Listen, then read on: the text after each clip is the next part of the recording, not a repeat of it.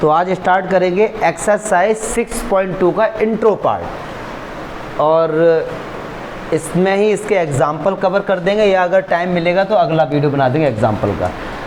6.2 में हम लोग पढ़ेंगे थेल्स थ्योरम क्या होती है। थेल्स एक बहुत बड़े मैथमेटिशियन थे, ग्रीक कंट्री के थे, जिसे यूनान बोला जाता है, और आज से लगभग बता रहा हूँ 3000 साल पहले की बात है ये। मतलब ये थ्योरम जो है 3000 साल पहले इन्होंने प्रूव कर दिया था। लगभग अगर मैं सही डेट बता पाऊँ तो 580 BC के आसपास, गौतम बुद्धा के टाइम के आसपास, तब उन्होंने ये थ्योरम को बताया था। इसका नाम होता है बेसिक प्रोपोर्शनैलिटी थ्योरम, ठीक। और थेल्स ने बताया था, इसलिए इसको थेल्स थ्योरम के नाम से भी जाना जाता है। दोनों नाम से एग्जाम में आ सकते, थेल्स के नाम से भी और बेसिक प्रोपोर्शनैलिटी थ्योरम के नाम से भी। एक चीज़ जान लो, ये जो थ्योरम होती है ये केवल और केवल ट्रायंगल में अप्लाई होती है।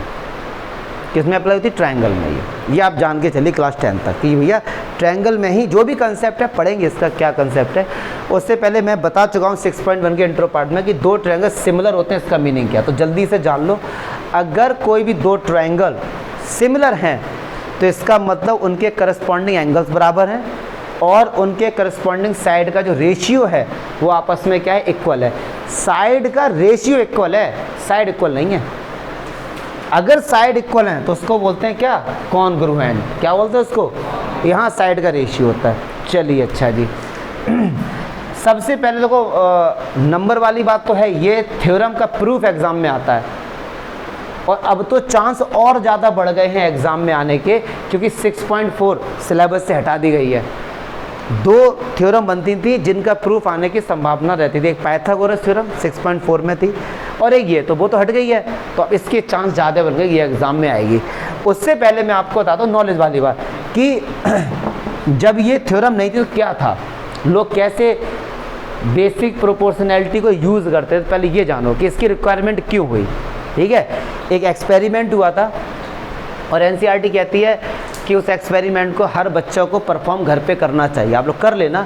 क्या है वो? पहले एक्सपेरिमेंट जान लो कि ऐसा होता है। इसका प्रूफ किया था थेल्स ने। पहले लोग कहते थे कि हाँ ऐसा होता है, प्रूफ किसी के पास नहीं था, तो प्रूफ किया था थेल्स ने। तो देखिए आपके पास ये एक लाइन है ए बी, कह रहे हैं ए या बी किसी पर एक एक्यूट एंगल बना दो, एक्यूट एंगल बना दो। तो बना दिया हमने एक्यूट एंगल, कोई दिक्कत नहीं है। ये मैंने एक एक्यूट एंगल बना दिया, ये कोई ना कोई एंगल होगा, एक्यूटी होगा, मान इसका नाम थीटा है, ठीक। फिर कह रहे हैं जो ये लाइन है इसको सी पॉइंट दे देते हैं, इसको 3 इक्वल पार्ट में या 4 इक्वल पार्ट में, 5, जितने आपकी श्रद्धा है, इस लाइन को उतने ही इक्वल पार्ट्स में डिवाइड कर दो। तो मैं इसको 5 इक्वल पार्ट्स में डिवाइड कर देता हूँ। ऐसा ज़रूरी नहीं है 5 में ही, आप 10 में कर लेना, 20 में कर लेना, बट मैं आपको एक्सपेरिमेंट करा रहा हूँ, घर पे आप लोग परफॉर्म कर सकते हैं जाके। मैंने इसको 5 इक्वल पार्ट्स में, ध्यान देना, इक्वल पार्ट्स में इसको डिवाइड कर दिया। मैंने ए को सेंटर लेके आर्क ये हमारा ये, फिर ये, तो ये 1 2 3 4 5 पार्ट में डिवाइड हो गया। ये 5 पार्ट की लेंथ जो है वो आपस में क्या है? इक्वल है, ऐसा हमने लिया है, ठीक है। तो इसका नाम देते हैं भाई A1, इसका नाम दे दो A2, A3, A4 दे सकते हैं। अच्छा फिर कह रहे हैं कि जो लास्ट वाला पॉइंट है ना उससे B को मिला दो। चलो भाई सामने, कोई दिक्कत? बन गया ट्रायंगल। इसको इसलिए मिलाया क्योंकि ट्रायंगल बनाना था हमको, तो हमने ट्रायंगल बना दिया। और एक चीज़ बताओ, ये भी बोला गया था कोई ज़रूरी नहीं है बी से मिलाओ, इस लाइन पर कहीं पर भी मिला दो, जैसे यहाँ से लेके ऐसे कैसे भी आप मिला दो, ज़रूरी नहीं था बी से ही मिलाना, कहीं से भी। ये एक एक्सपेरिमेंट था, तो उन्होंने कहा चलो बी से मिला देते हैं। अगर आपका मन नहीं है बी से तो आप इस ए से लेके A5 से लेके यहाँ मिला दो, इस पॉइंट को, कोई ऐसी दिक्कत नहीं, ठीक है। अच्छा जी, अब A1, A2, A3, A4 में से कोई सा भी एक पॉइंट आप लेट कर लो, किसी को भी ले लो। बताओ किस पॉइंट को लूँ मैं? A3 को ले लेते हैं, A3 को ले लिया। अब इस A3 पॉइंट से, ध्यान से सुने सारे बच्चे, इस A3 पॉइंट से एक ऐसी लाइन ड्रॉ करनी है जो इस लाइन के क्या हो? पैरेलल। क्या हो? पैरेलल। तो मैंने क्या किया, A3 से एक लाइन इसके पैरेलल ड्रॉ कर दी। कर सकते भैया? आप मना नहीं कर सकते कि सर कैसे, भैया कर सकते। चलो इसका ए बी सी, इसका नाम मैंने क्या दे दिया, डी। तो आपके पास गिवन क्या है कि ये जो लाइन है ना A3D जो लाइन है वो किसके पैरेलल है, A5B के। ऐसा हमने कंस्ट्रक्ट किया है, यस और नो। जब उन्होंने ये एक्सपेरिमेंट किया फिर उन्होंने एक चीज़ देखी, क्या देखी, ये देखो ये डिस्टेंस और ये डिस्टेंस, ये डिस्टेंस, ये डिस्टेंस बराबर है, यस और नो। तो आपको समझाने के लिए मान लो मैंने ये 1-1 सेंटीमीटर लिया था, कितना लिया था, 1-1 सेंटीमीटर। तो ये भी 1 सेंटीमीटर, ये भी 1 सेंटीमीटर, ये भी 1 सेंटीमीटर, ये भी 1, ये भी 1। तो आपसे मैं कहता हूँ, चलो इस पॉइंट का मैं नाम दे देता हूँ, इनके हैं A B C D E और F, इनके नाम दे दिए मैंने, ठीक है। मैं आपसे कहता हूँ कि AF/FE बताओ क्या होगा। अब समझना, AF/FE। तो देखो AF का डिस्टेंस कितना होगा, ये 1, ये 1, ये 1, तो क्या वो 3 होगा, यस और नो? डाउट तो नहीं किसी को? चलो अब मैंने आपसे बोला FE क्या होगा, 1 और 2 कितना होगा, यस और नो? तो AF और FE का रेशियो 3:2 होगा। कर सकते हैं ना परफॉर्म, ये तो हम चीज़। फिर उन्होंने बोला कि अगर आप AD और DB का भी रेशियो निकालोगे तो वो भी 3/2 ही होगा। जबकि देखो इनकी लेंथ हमको पता ही नहीं है। क्या आपको AD और BD की लेंथ पता है? नहीं पता है, केवल इन्हीं की तो लेंथ पता थी आपको। तो इसका जो रेशियो आता है वो ही रेशियो इसका आएगा, इसीलिए इसको बोला गया प्रोपोर्शनैलिटी, मतलब प्रोपोर्शन, उनका डिवाइड। ये आपस में क्या आएगा, बराबर आएगा। आप घर पे जाके इस एक्सपेरिमेंट को परफॉर्म कर सकते हैं। क्लियर है? ये लोगों ने एक्सपेरिमेंट किए थे, केवल उनके पास प्रूफ नहीं था इसका कोई, केवल एक्सपेरिमेंट थे। हाँ भाई तो ऐसा होता है कि इसका जो रेशियो है और ये जो रेशियो, इनका रेशियो आपस में क्या होता है, बराबर होता है। ये सब ने बताया, प्रूफ किसी के पास नहीं था। लेकिन मैथ्स रिक्वायर प्रूफ, मैथ्स में भैया प्रूफ की रिक्वायरमेंट होती है, आपकी बातों पे नहीं चलेगा। तो अब इसका हम लोग करने जा रहे हैं, प्रूफ करने जा रहे हैं। क्या चमका, पहले ये एक्सपेरिमेंट समझ गए, कोई डाउट तो नहीं? NCERT में आपको मिल जाएगा, बोला भी गया बच्चों को, एडवाइस है कि भैया ये खुद से परफॉर्म करो आप। क्या चमका, हटा देंगे? चलिए अच्छा, अब इसी का हम लोग प्रूफ करने जा रहे हैं। तो सारे बच्चे सब काम छोड़ दो, जितना इंपॉर्टेंट लगा सकते हो सकता है आज आप 4 नंबर का पढ़ के चले जाएं, आज ही आज में, क्योंकि इसका प्रूफ मोस्ट इंपॉर्टेंट है। चलिए आ जाइए, सबसे पहले आपको बनाना पड़ेगा एक ट्रायंगल।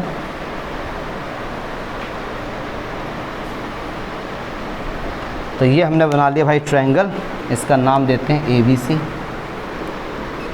अच्छा, जो अभी हम लोगों ने एक्सपेरिमेंट किया था उसका प्रूफ हो रहा है। तो उस एक्सपेरिमेंट में एक चीज़ देखी थी कि एक लाइन जो थी वो क्या थी, पैरेलल। तो मैं क्या करता हूँ, लाइन पैरेलल ड्रॉ करता हूँ इसके। क्लियर है? अब ये मत सोचना कि ये D इसका मिड पॉइंट है, ऐसा कुछ नहीं है, लाइन पैरेलल है। तो अगर मैं आपसे पूछूं इसके प्रूफ में गिवन क्या है, तो आप तुरंत बोलेंगे कि जो DE है वो पैरेलल है BC के। आप बोलेंगे ना ये बात? अच्छा, फिर मैं आपसे बोलूँ कि भैया हमको प्रूफ करना क्या, एक्चुअली में हमको प्रूफ करना क्या है? तो हमको प्रूफ करना है AD अपॉन DB या BD एक ही बात है, is equals to AE upon, हमको ये तो प्रूफ करना है। ऐसा होता है, लेकिन अब इसका हम लोग क्या करने जा रहे हैं, प्रूफ। चलिए भाई साहब, अब देखो क्या करेंगे हम लोग। उन्होंने क्या किया, D पॉइंट से, ये एक कंस्ट्रक्शन है। अब क्यों ऐसा है सबको समझाओ, बस देखो। D पॉइंट से एक परपेंडिकुलर लाइन ड्रॉ की AE पर, ठीक है। ऐसे ही उन्होंने E पॉइंट से, ऐसे ही उन्होंने E पॉइंट से एक परपेंडिकुलर लाइन ड्रॉ की। चलिए, तो इनके नाम करते हैं ABCDE और F और ये G। ये मैंने परपेंडिकुलर लाइन ड्रॉ किया है, इसीलिए मैंने 90 के एंगल बना दिया। क्लियर है? फिर उन्होंने क्या कंस्ट्रक्ट किया, क्यों किया, ये सारी बातें आपको ऑटोमेटिक पता लगी, बस मुझे करने दो। आप ये मत सोचना सर कैसे आप करे जा रहे हो, खुद आप खुद समझ जाओगे। अच्छा, इसलिए किया था। B से E को मिलाया और इन्होंने D से C को मिला दिया। कोई दिक्कत यहाँ पे? अच्छा, अब देखो भाई साहब लग जाओ, एक बात सुनो, हमारे पास एक ट्रायंगल है ये। अब सारे बच्चे गौर फरमाएंगे, इसमें बहुत कुछ नया सीखने को मिलेगा। क्लास 9 का बहुत कंसेप्ट है इसमें। अब मैंने ये परपेंडिकुलर ड्रॉ किया डी, एक बच्चे ने ये परपेंडिकुलर ड्रॉ किया ई, और एक बच्चे ने ये परपेंडिकुलर ड्रॉ किया एफ। कर सकते हैं ऐसा? मैंने 3 बच्चे थे, उन तीनों से इसका एरिया पूछा। मैंने कहा बेटे बताओ area of triangle A B C. तो एक बच्चा हो सकता है बताए 1/2 बेस इंटू हाइट, यस और नो। उसने बेस क्या लिया BC और हाइट क्या ली AD। एक बच्चा बता सकता है इसका 1/2 बेस इंटू हाइट, यस और नो। उसने AC को बेस लिया और हाइट क्या हो गई BE हो गई। एक बच्चा बता सकता है इसका कि sir 1/2 base into height CF, AB को बेस ले लिया, CF को हाइट ले लिया। तीनों में आंसर सेम ही तो आएंगे, यस और नो। अगर एक ट्रायंगल पे जितने परपेंडिकुलर जाते हैं, जितने भी, तो आप एरिया ऐसे निकालो, ऐसे आंसर तो एक ही आना है। क्योंकि देखो जब परपेंडिकुलर BC पर है और यहाँ परपेंडिकुलर AC पर है, आंसर तो एक ही आना है इनका। तो ये लिख कर आओ या ये लिख कर आओ या फिर ये लिख कर, आंसर एक ही आता है, ठीक है। और एक चीज़ मैं इसके प्रूफ से पहले बेसिक बातें बता रहा हूँ आपको। दूसरी चीज़, क्लास 9 में चैप्टर 9 जो सिलेबस से हट गया था उसका यूज़ यहाँ पर है। तभी मैं कहता हूँ NCERT ने जो सिलेबस रिड्यूस किया है बहुत सोच समझ कर किया है। उनको पता है कि 9th का कंसेप्ट आपको 10th में पढ़ना पड़ेगा, तो वो कंसेप्ट क्या जान लो जरा सारे बच्चे ध्यान से। अगर ये लाइन पैरेलल है, 2 लाइनें क्या हैं पैरेलल हैं, और फिर आपने क्या किया इस तरीके से ये लाइन आपने ड्रॉ कर दी। अब समझना बात को ध्यान से, और ऐसे मैंने ये कर दिया और आपने भाई साहब ये कर दिया। तो एक ट्रायंगल ये रहा, ध्यान से देखेंगे इसको, ये और ये और ये ट्रायंगल, ये एक ट्रायंगल ये और ये, और क्या दोनों में ये लाइन कॉमन आ रही है? अगर ऐसे 2 ट्रायंगल जिनमें एक लाइन कॉमन है, मतलब बेस कॉमन है, और वो दोनों ही पैरेलल लाइन के अंदर होते हैं, तो उनका एरिया आपस में इक्वल होता है। क्लास 9th चैप्टर 9 में ये बात हमको पढ़ाई गई थी, एरिया ऑफ पैरेललोग्राम में। अगर 2 लाइन पैरेलल हैं, ठीक है, और 2 ट्रायंगल बना दिए आपने, तो लेकिन एरिया तभी बराबर होगा जब उनका एक साइड कॉमन होगी और वो बेस होना चाहिए, मतलब जिस पे टच चाहिए। क्लियर है? अगर ऐसा है, जैसे ये देखो, ये 2 लाइन पैरेलल हैं, एक ट्रायंगल किसी बच्चे ने बना दिया ये, और एक ट्रायंगल किसी बच्चे ने बना दिया ये, तो इनका एरिया बराबर नहीं होगा क्योंकि इनमें कुछ कॉमन ही नहीं है। अगर वो ऐसा बनाता, ये रहा भैया एक ट्रायंगल ये रहा और एक ट्रायंगल ये रहा, देखो अब देखो ये कॉमन आ रहा है दोनों में, तो इन दोनों का एरिया आपस में क्या होता है? इक्वल होता है। इसका क्लास 9 में प्रूफ तक पढ़ा था, लेकिन सिलेबस में नहीं था। क्या चमका? याद रहेगा? ये मैं क्यों बता रहा हूँ, इसलिए बता रहा हूँ। देखो ये 2 लाइन पैरेलल हैं, ये वाला और ये वाला एरिया आपस में क्या होगा? इक्वल होगा। लास्ट चीज़ और समझ लो, इसीलिए मैं कहता हूँ प्रूफ बहुत इंपॉर्टेंट है। देखो बेटा, अगर ये ट्रायंगल हमारे पास, सारे बच्चे ध्यान से समझे, बहुत सी नई बातें पता लगेंगी। मैंने क्या किया, मैंने कहा ए से परपेंडिकुलर ड्रॉ करो, ए से परपेंडिकुलर, यही तो आएगा क्योंकि वो थोड़ा तिरछा है। ABCD, अगर मैं आपसे पूछूं अब कि ABC का एरिया बताओ, एरिया ऑफ ABC, तो एक बच्चा बोलेगा 1/2 बेस इनटू हाइट। क्या ये सही है या गलत है? सही है या गलत है? ये सही है। अब ये मत कहना कि सर ये परपेंडिकुलर है, ये तो ट्रायंगल के बाहर है। कोई बात नहीं, उसके वर्टेक्स से तो आ रहा है ना। अगर ट्रायंगल कहीं ऐसा बना दिया किसी ने, ये इस तरीके से, तो ये इसकी हाइट मानी जाएगी और इसका बेस इसको लिया जाएगा। अगर आप इसको आगे बढ़ाओगे तो इसके ऊपर आएगा। ठीक है, ये सब 9th का कंसेप्ट है ये सब। तो ये 3 कंसेप्ट का यूज़ होना है इसके प्रूफ में, इसीलिए मैंने तीनों पहले ही बता दिया आपको। क्लियर है? अब देखो इनका यूज़ कैसे करते हैं हम लोग। अब आप लोग इसका यूज़ देखो। चलो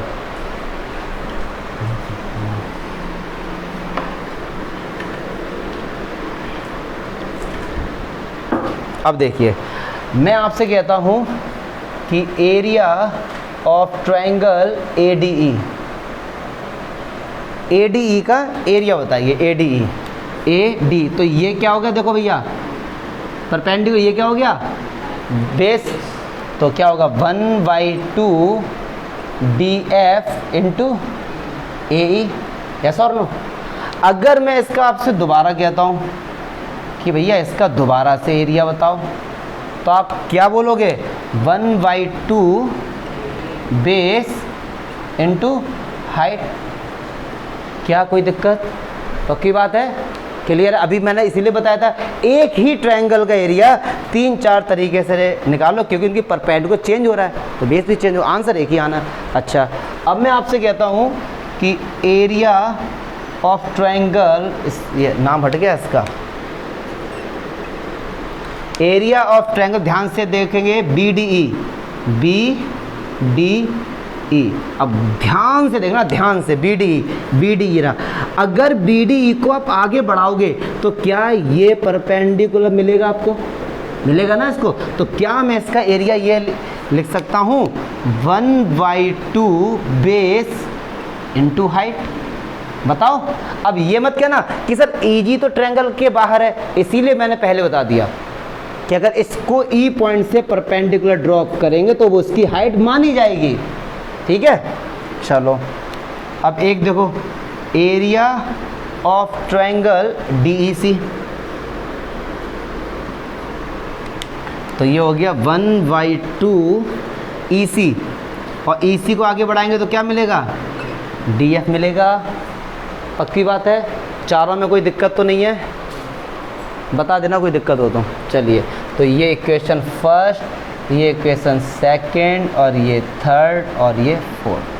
अब देखो, जिनमें एक जैसे हैं वो कैंसिल हो सकते हैं। देखो इसमें DF है और DF इसमें भी है, देखो है, इसमें EG है, इसमें EG, तो जो एक जैसे मैं उनको डिवाइड कर देता हूँ, कैंसिल हो जाएंगे।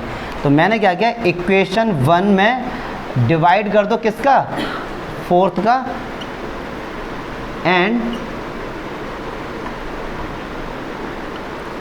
सेकंड इक्वेशन में किसका डिवाइड कर दो? कोई दिक्कत? लॉजिक समझ आया क्यों किया? क्योंकि कैंसिल हो जाएंगे ना, AE से AE कैंसिल हो जाएगा, AE कहाँ गया हमारा, सॉरी DF से DF कैंसिल हो जाएगा। तो चलो 1 का फोर्थ में डिवाइड कर रहे हैं, इसका इसके साथ डिवाइड कर रहे हैं, तो क्या लिखेंगे?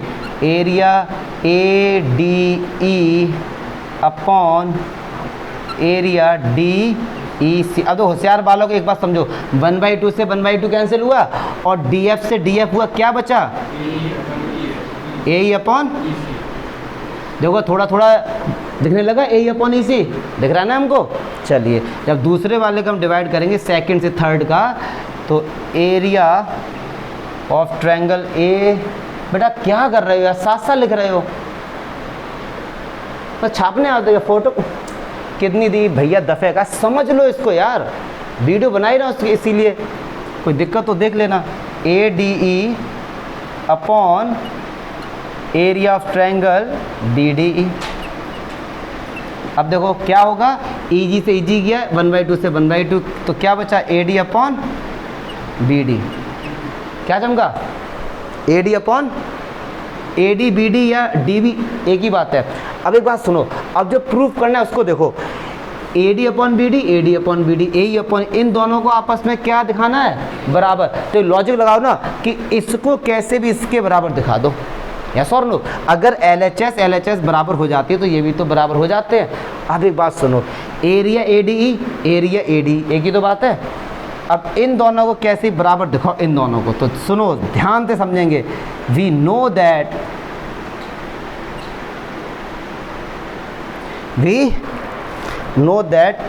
if any two triangles made in same parallel lines with same base, their areas are equal। बताइए था ना भैया, ये आर इक्वल, ये थ्योरम है, यहाँ पे लिख देना बाय द थ्योरम, इतना भी लिख के आ सकते हो बाय द। अब ये क्लास 9th की है ना, इसलिए उनको बताओ। अब सुनो, DEC और BDE, बी दोनों में देखो DED कॉमन आ रहा है और दोनों ही पैरेलल लाइंस के अंदर बने हुए हैं, तो हम यहाँ लिखेंगे so area of triangle BDE is equals to area of triangle DEC। Yes और नो, बताओ ना यार। तो एक बात सुनो, अब एक बात सुनो, जब ये एरिया बराबर आ गए तो क्या मैं इसको ऐसे लिख सकता हूँ? इसको ध्यान से देखेंगे, ध्यान से। इसको मैं लिखूँगा area ADE upon area DEC बराबर AE अपॉन EC। मतलब इसको तो देखो यार, मैंने ऐसा ही चेप दिया, इसको तो मैंने ऐसे ही लिख दिया। अब इसको देखो, एरिया और ट्रायंगल ADE अपॉन ये BDE है। अच्छा, BDE और DEC आपस में क्या इक्वल, तो क्या BDE की जगह DEC लिख सकते हैं? बिल्कुल लिख सकते हैं। तो एरिया ट्रायंगल DEC बराबर AD अपॉन BD। अब तो ये चीज़ और ये चीज़ आपस में क्या है? इक्वल। तो ये भी आपस में क्या होंगे?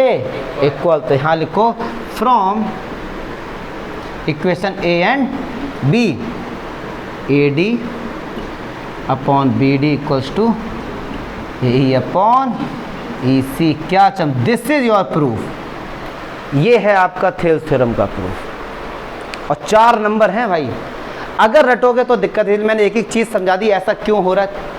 9th का जो कंसेप्ट था वो भी आपको बता दिया। कोई डाउट है तो आप बताओ, किसी बालक को भी। क्लियर है जी? पक्की बात है। अब देखो इसी में, ये तो हो गई थेल्स थ्योरम। अब इसी में और लोगों ने बड़े एक्सपेरिमेंट करें। क्या करें? देखो AD अपॉन BD ये तो बताता ही है। अब मैं यहाँ पे एक एक्सपेरिमेंट कर रहा हूँ, यही तुम्हारा एग्जाम्पल बना, ये मैं कल बताऊँगा, बट देख लो। AD upon BD is equals to AE upon EC है। अगर मैं आपसे कहता हूँ, ये तो भैया हमने प्रूव कर लिया, ठीक। अगर मैं आपसे कहता हूँ 1 इधर भी ऐड कर दो, 1 इधर भी ऐड कर दो, तो आप मना नहीं कर सकते। कर सकते हैं यार, एक्सपेरिमेंट कर रहे हैं हम लोग। अच्छा, एलसीएम कितना आएगा? BD। तो BD को 1 के साथ करो, BD हो गया, और BD से BD कैंसिल, AD हो गया। फिर ये क्या आया? EC। तो कितना ये AE प्लस, अब देखो BD प्लस AD जोड़ो कितना होगा? BD प्लस AD कितना हुआ? AB अपॉन BD बराबर AC अपॉन। तो थेल्स थ्योरम ये भी बताता है, ऐसा नहीं है कि AD अपॉन DB ही बताएगा, ये हमको पूरे AB का और BD का रेशियो, पूरे AC का और EC का रेशियो भी आपस में क्या होता है, तो हमको ये भी बताया थेल्स थ्योरम ने। ठीक है। अच्छा, एक और एक्सपेरिमेंट अभी करना, इसको उल्टा लिख देना, जो ये है ना इसको उल्टा लिख के एक ऐड कर देना उसमें, तो फिर आएगा AD अपॉन AB और AE अपॉन EC। तो ये बहुत सारे एक्सपेरिमेंट इसमें हो सकते हैं, बट थेल्स थ्योरम का प्रूफ बताओ, किसी को कोई दिक्कत है? फिर इसका कन्वर्स भी है, उसे देखेंगे, पहले इसमें डाउट बताओ। अच्छा, converse of basic proportionality theorem, Thales theorem का कन्वर्स। अब देखना, समझो जरा, कन्वर्स में क्या होगा कि जो गिवन था, अब ये प्रूफ करना है आपको। अभी आपको क्या करना भाई साहब? प्रूफ करना है। और जो प्रूफ करना था वो क्या है? गिवन। चलो, अब हमको ये रेशियो गिवन है कि AD अपॉन DB बराबर AE अपॉन EC। तो बोला गया ये प्रूफ करो कि ये लाइन आपस में क्या है? पैरेलल है। अब ये बोला गया कि प्रूफ करना है, तो भैया अब प्रूफ करें, तो हमने क्या किया कि ये लाइन पैरेलल है ही नहीं। जैसे नहीं कि कोई भी चीज़ प्रूफ, जब हमको ये प्रूफ करना है कि प्रूफ करो कि ये आदमी होशियार है, मान लो, ठीक है, हमने कहा, हमने लेट कर लिया कि ये आदमी गधा है, इसे कुछ नहीं आता। फिर हमने उसके ऊपर स्टडी करी और पता लगा, अरे नहीं यार, ये तो गधा है ही नहीं। तो जब गधा नहीं तो फिर वो क्या होगा? होशियार। तो कई प्रूफ ऐसे हैं, जैसे चैप्टर 1 में कि प्रूफ करो कि √2 इर्रेशनल नंबर है, तो कोई कर ही नहीं पाया, तो उन्होंने कहा लेट कर लो कि √2 रैशनल नंबर है। फिर बाद में कह रहे यार हमने गलत सोचा था, our assumption is wrong and √2 एक क्या है? इर्रेशनल नंबर है। तो कहने की ये जो लाइन है ना, कि प्रूफ करो कि ये क्या है? पैरेलल। और पता तो है हमको, लेकिन प्रूफ कैसे करें? तो हमने कहा भाई साहब ये है ही नहीं, ये अफवाह है, ये लाइन पैरेलल है ही नहीं। पैरेलल तो ये लाइन है, पैरेलल तो ये लाइन है। मैंने कहा ये तो पैरेलल है ही नहीं, ठीक है ना। हमने एक लाइन पैरेलल ड्रॉ की है खुद से, क्योंकि एक्सपेरिमेंट हो रहा है तो हमने खुद कंस्ट्रक्ट किया है। तो अब हम करने जा रहे हैं प्रूफ, और ये मैंने खुद कंस्ट्रक्ट किया है। सारे बच्चे ध्यान देंगे, कंस्ट्रक्ट क्या किया कि DF है ना, ये किसके पैरेलल है, BC के। किसके पैरेलल है, क्या चमका, ये हमने खुद से कंस्ट्रक्ट कर लिया, क्योंकि अब यार DE को लेके डाउट है ना, हमने डाउट ही खत्म कर दिया। हमने कहा तो हो ही नहीं, हटो हम करते हैं पैरेलल ड्रॉ। अगर ये पैरेलल है DF तो क्या इस पे थेल्स थ्योरम अप्लाई हो जाएगी, बिल्कुल हो जाएगी। थेल्स थ्योरम कहाँ पर अप्लाई होती है, जहाँ एक लाइन आपको पैरेलल मिल जाए। तो अगर DF पैरेलल है तो हम क्या बोलेंगे कि AD upon DV is equals to AF upon FC। इसको भूल जाओ थोड़ी देर के लिए, क्योंकि ये तो है ही नहीं, इसको भूल जाओ, मारो गोली इसको, ठीक है। तो थेल्स थ्योरम यही तो लगेगी ना कि भैया AD अपॉन BD और AF अपॉन FC। चलो मैं इसको वापस लिख देता हूँ। अच्छा, ये कहाँ से आया, यूजिंग थेल्स थ्योरम। अब थेल्स थ्योरम तो प्रूफ कर चुके हैं ना, तो इसका तो यूज़ कर सकते हैं। अच्छा, और ये हमको गिवन भी है, क्या गिवन है हमको गिवन है AD अपॉन BD बराबर AE अपॉन, ये क्या है हमको गिवन है। अब एक बात सोचो, AD अपॉन BD बराबर, ये क्या है, बराबर है, तो ये भी तो बराबर होंगे, यस और नो। तो ये इक्वेशन 1 और ये इक्वेशन 2। तो from equation first and second AF upon FC is equals to AE upon EC। हमको प्रूफ करना क्या है, हमको प्रूफ करना है कि भाई DE पैरेलल है। क्या प्रूफ करना है, DE पैरेलल। बड़ी दिक्कत आ रही है, अब क्या करें। फिर मैंने क्या किया, 1 इधर भी ऐड कर दिया, 1 इधर भी ऐड कर दिया। सबसे बड़ी दिक्कत सर, आप कहीं भी ऐड कर दे रहे हो, समझो कैसे ऐड हो रहा है, 1 मिनट में खुद समझ आ जाएगा आपको। एलसीएम कितना आया, FC 1 के साथ FC प्लस AF। एलसीएम कितना आया, EC, ऊपर कितना बचा, AE प्लस, इनको ऐड करो, FC और AF को ऐड करो, कितना हुआ, AC अपॉन, ऊपर ऐड करो, कितना हुआ, AC अपॉन AC। तो AC शहीद हो गया, कितना बचा, FC इक्वल्स टू EC। अब देखो इसको यार जरा, FC मतलब यहाँ से लेके यहाँ तक का डिस्टेंस, और EC यहाँ से लेके यहाँ तक का डिस्टेंस क्या है, बराबर प्रूफ कर दिया हमने। क्या प्रूफ कर दिया, बराबर। तो इसका मतलब है कि जो F जो हमने पॉइंट लिया था ना, वो E के ऊपर ही है। जो हमने पॉइंट F लिया था, एक बात सुनो, हमने प्रूफ कर दिया कि जो FC है और जो EC है ये आपस में बराबर है। अगर ये हमने प्रूफ कर दिया तो इसका मतलब so point F and E are coincide. क्या है, एक के ऊपर एक है, क्या है ये, ऐसा तभी सुनो, FC और EC बराबर हमने प्रूफ कर दिया। तो ये अगर हमने बराबर प्रूफ कर दिया, इसका मतलब ये डिस्टेंस तो कुछ है ही नहीं। तो जो F पॉइंट जो हमने लेट किया था ना, वो हमने E के ऊपर ही कर लिया था, यस और नो। और हमने कहा था कि DF पैरेलल है, तो पक्की बात है DE भी क्या होगा, चमका ना। So DE is parallel to, yes और नो। तो ये कन्वर्स है इसका, जो प्रूफ करना था वो गिवन है, जो गिवन करना था वो प्रूफ है। कोई दिक्कत हो बताओ, मोस्ट इंपॉर्टेंट है ये भी। चलो